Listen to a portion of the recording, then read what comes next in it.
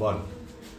নিউদা, একটা রিদমের মধ্যে টিমটা যাচ্ছিল, রাশিদ অন্যতম, দেখা যাচ্ছে যে লাস্ট এটা যে যেরকম ভাবে দেখবে, প্রফেশনাল ওয়ার্ল্ডে এই সেটব্যাক থাকবে, এগুলো নিয়েই জীবন, তা চলতে হয় এইভাবে। আমি আশা করব যে আমাদের বাকি খেলোয়াড় যারা আছে তারা রশিদের বাবাকে এই ম্যাচটা উৎসর্গ করুক, কারণ রশিদ খেলতে পারছে না, সে চলে যাচ্ছে, তার মনের ব্যথা নিয়ে। আশা করব ওরা সেই প্রস্তুতি নিয়েই মাঠে নামবে। দেখা যায় প্রত্যেকবারই ডার্বির আগে আপনি একটু প্লেয়ারদের সঙ্গে আলাদাভাবে কথা বলার চেষ্টা করেন, মোটিভেট করার চেষ্টা করেন, যেহেতু এখানে বাঙালি ছাড়া অন্য দেশ থেকে প্লেয়াররা আসে, এখন সেরকমভাবে কেউ ইমোশনালি অ্যাটাচড হয় না। কি বলে আমার সাথে প্লেয়ারদের কথা হয়, কথা হচ্ছে, আজকে রাত্রিরেও কথা হবে, কালকে সকালেও কথা হবে। আমরা আমাদের যা যা জব সেগুলো করছি। নতুন সেট, মানে বিদেশিরা নতুন প্রায় নতুন টিম বুস্ট আপ করার জন্য মানে কিভাবে তাকাচ্ছেন বা ওভারঅল এটা না, আমরা বুস্ট আপ করবার জন্য বাকি যে খেলোয়াড়রা আছে, ফরেনাররাও আছে, এই নতুন 4 জনকে বুস্ট আপ করবার জন্য সাফিসিয়েন্ট। ওরা যেমন ক্রেসপো সবার সাথে কথা বলছে, ম্যাচটার গুরুত্ব বোঝাচ্ছে, এগুলো করছে। এবং মহেশ যদিও কম কথা বলে, কিন্তু আনোয়ার আছে, বাকি খেলোয়াড়রা আছে, ডুঙ্গা আছে, এরা বাকি যে ছেলেগুলো নতুন তাদের সাথে কথা বলছে। কিন্তু একটা জিনিস, সবচেয়ে বড় জিনিস আছে, যে দুটো উইং খেলছে আমাদের, সেই দুটো উইং জানে এই ম্যাচটার গুরুত্ব কি, ওদের নতুন করে বোঝাতে। একজন তো আমাদের প্রাক্তন খেলোয়াড় ছিল, তার হয়তো এজ ম্যাচুরিটি এতটা ছিল না, আর একজন তো দেশে এতদিন ধরে ফুটবল খেলছে, তার অজানা না এই ম্যাচটার গুরুত্ব কি, তাকে নতুন করে শেখাবার কিছু নেই। আপনি বারবার বলে থাকেন যে ডার্বিতে যে মস্তানি করবে সেই জিতবে, প্রত্যেকবার এই কথাটা বলে থাকেন। তা এখনো বলছি। আমি কয়েকদিন আগে তো আমাদেরই একজন প্রাক্তন খেলোয়াড় বলল, টিমটা ফ্যাক্টর না, সকালবেলাটা সবচেয়ে বড় ফ্যাক্টর। ওই সকালে উঠে টিমটা যাওয়ার আগে তার মানসিক প্রস্তুতিটা কোথায় হচ্ছে সেটা দেখার। হ্যাঁ, টিম অন্য দিক থেকে দেখলে টিম বারবার এটা হবে না, টিমটা প্যারালাল করতে হবে, যে ও 99-তে 100 ফাইট হোক, কিন্তু 90 আর 100 ফাইট হয় না। কিন্তু একটা ম্যাচ এরকম বেরোতে পারে সেই টেম্পারমেন্টে। কিন্তু টিমটা গত বছরও আমাদের ভালো ছিল, ইনজুরি কারণে আমরা পিছিয়ে গেছিলাম। এই বছরও আমি মনে করি আমাদের যে টিমটা তৈরি হয়েছে আরো একটু ডেভেলপ করলে ভালো হবে, কিন্তু চেষ্টা করবো আরো একটু ডেভেলপ করতে। বাট এই মুহূর্তে যেটা আছে সাফিসিয়েন্ট একটা লড়াই করবার জন্য। রশিদের নাম দেখা যাক। আমি এক্ষুনি বললাম, রশিদ থাকাটা না থাকা এটা প্রফেশনাল ওয়ার্ল্ড, এই প্রফেশনাল ওয়ার্ল্ডে থাকবে। টিমের বাকি খেলোয়াড়রা সবাই প্রফেশনাল এবং ম্যাচিওর ছেলে, তাদের অসুবিধা হওয়া উচিত না। কেন হবে অসুবিধা? এবছরের মোমেন্টামটা অনেক বেটার মনে হয় কি গতবারের থেকে? এবছরের শুরুটা যেরকম ভাবে জিল করেছে, যেরকম ভাবে সমর্থকরা বলবে, সাংবাদিকরা বলবে, আমরা তো সবসময় বলবো বেটার। টিকিট বন্টন নিয়ে কি এবারে আপনারা সন্তুষ্ট? কারণ অন্যান্যবার দেখা যায় কিছু কিছু ক্ষেত্রে এই বিতর্কিত কথা বলে কাজ করবি না, পজিটিভ কথা বল। অলওয়েজ নেগেটিভ কেন? সাংবাদিকের কাজ না খালি নেগেটিভ জিনিস তুলে নেওয়া, এটা দরকার হলে দেখাবি, আমি বলছি। আর বলবি তো 2 সেকেন্ড, এত প্রশ্ন করিস কেন? যেটা বলতে পারবি সেটা প্রশ্ন করবি।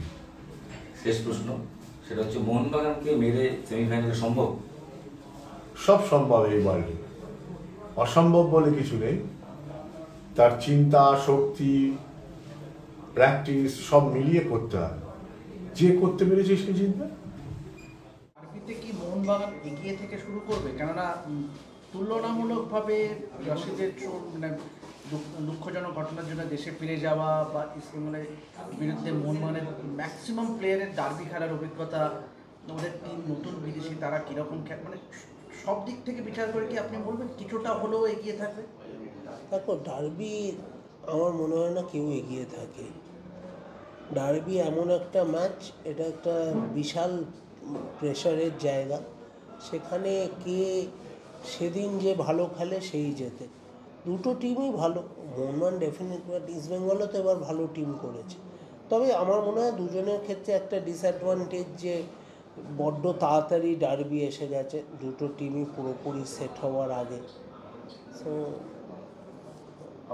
আমরা হোপফুল যে আমাদের টিম ভালো খেলবে এবং যে ধরনের খেলা সবসময় খেলে আসছে মলিনা, সেই খেলাই অব্যাহত থাকবে। আপনার এত বছরের ফুটবল প্রশাসক জীবনে এই কি প্রথমবার দেখছেন যে দুটো গ্রুপের দুটো শীর্ষে থাকা টিম মুখোমুখি হচ্ছে? হ্যাঁ, ডেফিনেটলি। এমনি আমি কোথাও দেখিনি যে কোয়ার্টার ফাইনালে দুটো শীর্ষ টিম, দুটো গ্রুপের দুটো শীর্ষ টিমকে হঠাৎ কোয়ার্টার ফাইনালে খেলিয়ে দেওয়া হল।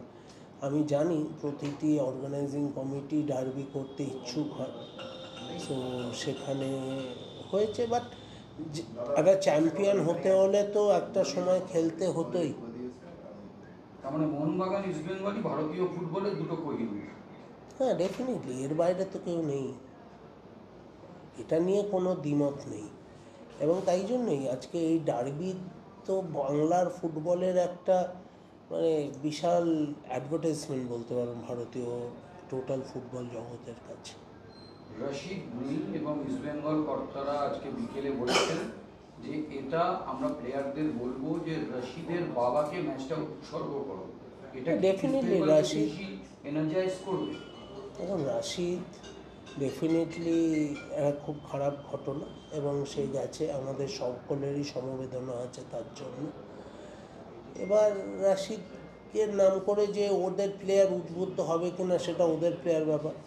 আমাদের প্লেয়াররা যথেষ্ট উদ্বুদ্ধ যে আগের বছর আমরা ডুরান্ট পাইনি, এই বছর আমাদের ডুরান্ট পেতে হবে। সো আমরা আমাদের কথা ভেবে আমরা নিজেদেরকে চাগাচ্ছি, আর অন্যরা কে কী ভাবলো না ভাবলো তো আমাদের কিছু করার নেই।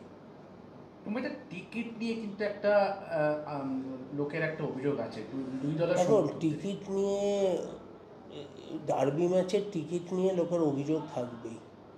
মোহনবাগান ভাতৃসংঘের ম্যাচ হলে টিকিটের অভিযোগ থাকবে না, মানে টিকিটের অভিযোগ হবে না নিশ্চয়ই। সো এটা নিয়ে কিছু বলার নেই। এবং টিকিট সকলেই লিমিটেড নাম্বার অফ পেয়েছে। আমরা সকলকে যতটা পারি টিকিট দিয়ে সন্তুষ্ট করার চেষ্টা করেছি। সন্তুষ্ট যদি সবাই হয়ে যেত তাহলে তো ডার্বির ইম্পর্টেন্স লোকে বুঝতে পারতো না, না? সো এটা ডার্বি, তো তার একটা টিকিটের হাহাকার থাকবেই। আর রেফারিং নিয়ে কিন্তু বরাবরই কিন্তু একটা আশঙ্কা থাকে যে রেফারিংয়ের মান কীরকম হবে ডার্বিতে। দেখো, আমি মনে করি আজকালকার দিনের রেফারিরা কেউ ইচ্ছে করে কাউকে টেনে খেলা এসব হয় না। মানুষ মাত্রই তারা ভুল করে ডেফিনেটলি। তবে এখন অনেক প্রফেশনাল রেফারি আসছে, রেফারিংয়ের মান কিছুটা তো আগের বারেও অনেক সব টিমই ভুগেছে, তবে আস্তে আস্তে সেটা ইমপ্রুভ করছে। এখন অবধি ডুরান্ডে সেইভাবে রেফারিং নিয়ে কোনো কারোর কমপ্লেন নেই। সো আশা করব যে তারাও তাদের নিজেদের সম্মান বজায় রেখে খেলাবে। আপনি রেফারিং নিয়ে এই প্রসঙ্গ বললেন এবং আপনি বলছেন যে রেফারিদের ক্লিন চিট দিচ্ছেন, কিন্তু গত বছর ইস্টবেঙ্গল কর্তারা বলেছিলেন যে তারা ভালো প্লেয়ার এনেছেন কিন্তু ভালো রেফারি কিনতে পারেনি। আজকে অস্কার ব্রুজও বলেছেন যে মোহনবাগান কিন্তু ম্যাচের মধ্যে না থেকেও ম্যাচ বের করে দিতে জানে। আসলে আমার নিজের খারাপ পারফরমেন্সের যুক্তি হিসেবে রেফারি হচ্ছে সব থেকে ভালো হয়ে, মানে এইসব কথার কোনো মানে হয় না। একটা টিম ধারাবাহিকভাবে খারাপ খেলছে, সেটা রেফারির জন্য কেউ খারাপ খেলতে পারে না। সো রেফারিদের দোষ দেওয়া ভালো, কিন্তু আগে নিজেদের দোষটাও শোধরানো উচিত। আর আপনি কালকে নিজে থাকছেন না ডার্বিতে, মানে রিসেন্ট টাইমে কিন্তু খুব কমই এরকম হয়েছে যে আপনি ডার্বিতে। আসলে আমার একটা বাইরে যাওয়ার প্ল্যান অনেক দিন ধরেই হয়েছিল, সো সেটা তো এইভাবে একটা অভিনব ক্রীড়াসূচি যখন প্রকাশিত হলো তখন আর কিছু করার ছিল না।